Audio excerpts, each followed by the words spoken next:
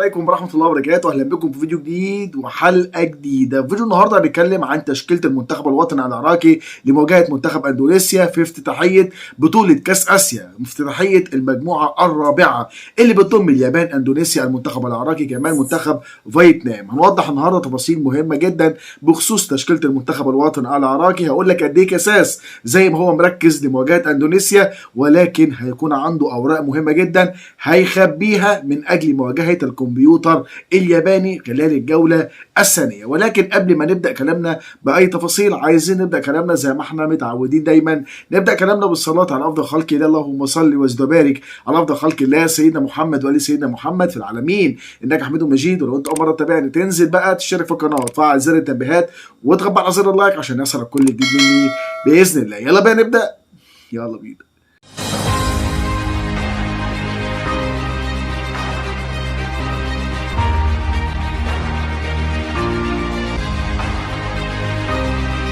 بسم الله. التدريبات المسائية بعد وصولهم إلى الدوحة شارك فيها كل اللاعبين ما عدا اللاعب سعد ناطق اللي فضل الكادر الطبي راحته تخوفا من إن الإصابة تزداد. وطبعا هم قالوا إن الإصابة هتكون بسيطة، عبارة عن شد عضلي. المفترض إن هو يشارك اليوم في التدريبات الصباحية، ولكن هل هيشارك؟ هل هيكون جاهز؟ ده اللي هيوضحه الكادر الطبي وكمان باستشارة الكادر الفني والتدريبي.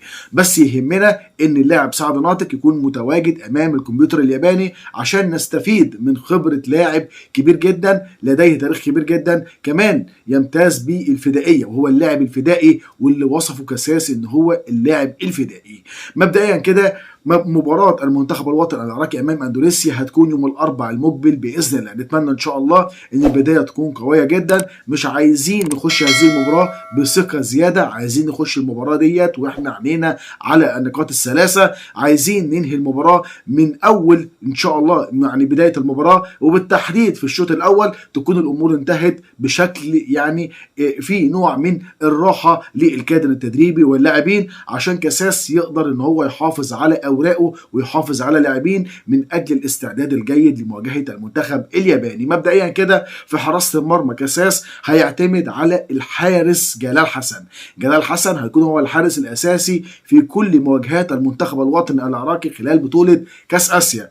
عمود من اعمده المنتخب الوطني العراقي، بيشارك للمره الثالثه في تاريخه خلال بطوله كاس اسيا، عشان كده جلال حسن مش هيكون في اي جدال او خلاف، وهيكون متواجد كل من فهد طالب واحمد باسل على دكه البدلاء. نبدا كده من الخط الدفاعي، هنبدا بالثنائي اللي هيكون متواجد في مركز خط الدفاع. مبدئيا كده سعد ناطق احتمال ان هو يعني ياخد راحه امام اندونيسيا، احتمال كبير جدا، علشان الكادر الفني والتدريبي اكيد عايز يكونوا يعني مجهزين العناصر المهمه لمواجهه اليابان. يبقى سعد ناطق هنعتبره كده خارج حسابات كاساس امام منتخب اندونيسيا. يبقى هيكون متواجد في التشكيله الاساسيه ريبين سولاكا. طبعا ريبين سولاكا بيمتلك خبره كبيره جدا بجواره اللاعب علي عدنان. علي عدنان في المركز ده هو اجاد، رغم ان هو مكان مش مكانه، ولكن علي عدنان من اللعيبه الرجاله، اللعيبه اللي عندها خبره كبيره جدا، قائد المنتخب الوطني خلال بطولة كأس آسيا. نتمنى له التوفيق وإن شاء الله يظهر بشكل جيد، والجمهور العراقي ابتدى يديله الثقة بعد الأداء المميز اللي ابتدى يظهر بيه علي عدنان خلال الفترة الأخيرة مع المنتخب الوطني العراقي.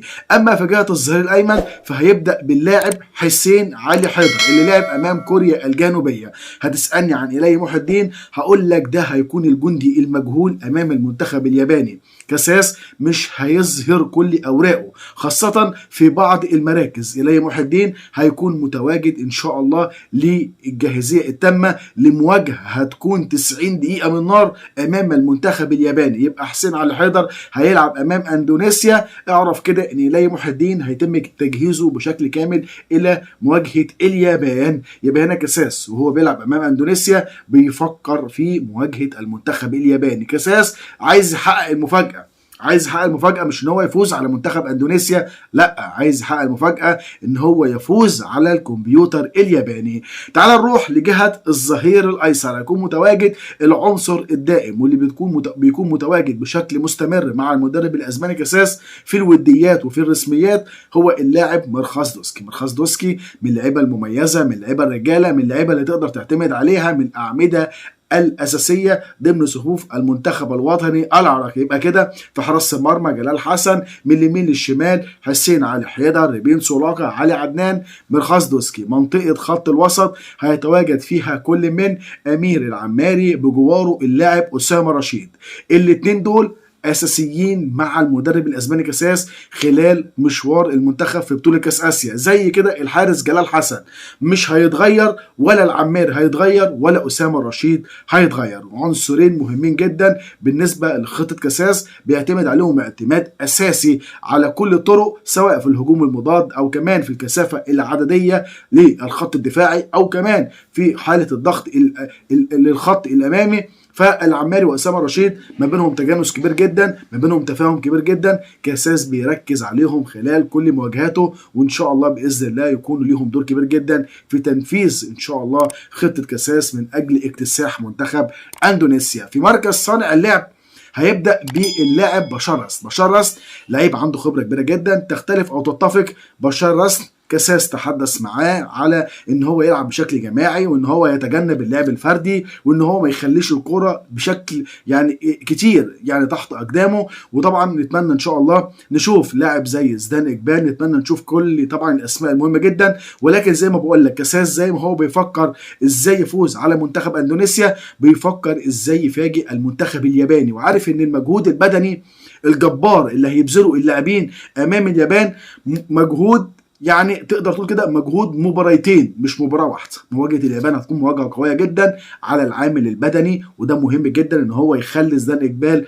في دكه البدلاء امام اندونيسيا. يبقى هنا بشار رسل هيكون متواجد، ايوه هيكون متواجد امام اندونيسيا، وزيدان اقبال هيكون من ضمن الاوراق الرابحه ايضا على دكه البدلاء. وزي ما هو هيريح الي محي الدين، هيريح سعد ناطق، هيريح اللاعب احمد علي، هيريح زيدان اقبال، كمان هيريح منتظر الماجد، وهيريح دانيلو السعيد ويوسف الامين ومهند علي. هتقول لي طيب هيلعب بمين في جهه الجناح الايمن؟ هقول لك هيلعب باللاعب الجوكر ابراهيم بايش، صاحب المجهود الكبير جدا، ربنا يبعد عنه شر الاصابات. لاعب مميز جدا جدا جدا، بيقدر يلعب صانع لعب، بيلعب في منطقه خط الوسط، طلبت منه يلعب ظهير ايمن هيلعب، جناح ايمن هيلعب، جناح ايسر هيلعب. صراحه ابراهيم بايش حدث ولا حرج عن ادائه خلال الفتره الاخيره. اما في الجناح الايسر فهيلعب باللاعب اللي بيراهن عليه كل الناس، اللاعب علي جاسم، احد اهم الاسماء البارزه من الجيل القادم ومن الجيل الواعد.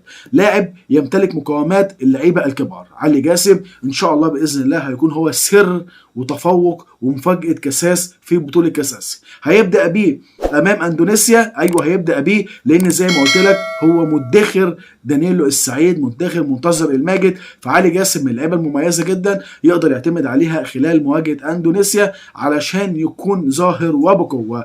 اما في مركز راس الحربه فهيلعب باللاعب علي الحمادي. علي الحمادي اللي اداله فتره راحه امام كوريا الجنوبيه، ولكن هيبدا بيه امام اندونيسيا. ولو الامور انتهت بشكل مبكر خلال الشوط الاول هيسحب عناصر مهمه جدا من هذه التشكيله. يبقى رسميا كده هنأكد تشكيله المنتخب الوطني العراقي: جلال حسن في حراسه المرمى، ريبين سولاكا، علي عدنان في خط الدفاع، ظهير ايمن حسين علي حيدر، ظهير ايسر ميرخاص دوسكي، في خط الوسط العماري اسامه رشيد، بشار رسل، وجناح ايمن ابراهيم بايش، جناح ايسر علي جاسم، في الخط الامامي الحمادي. دكه البدلاء هيكون عليها لعيبه مميزه جدا، ولكن مش هيكون في اضطهاد لايا كان من الاسماء لا سمح الله، بل بالعكس هو بيجهز القوه الضاربه من اجل ان شاء الله مفاجاه المنتخب الياباني داخل ارضيه الملعب خلال الجوله الثانيه. وفي نفس الوقت بيحاول بقدر الامكان ان هو يفوز على منتخب اندونيسيا باقل مجهود،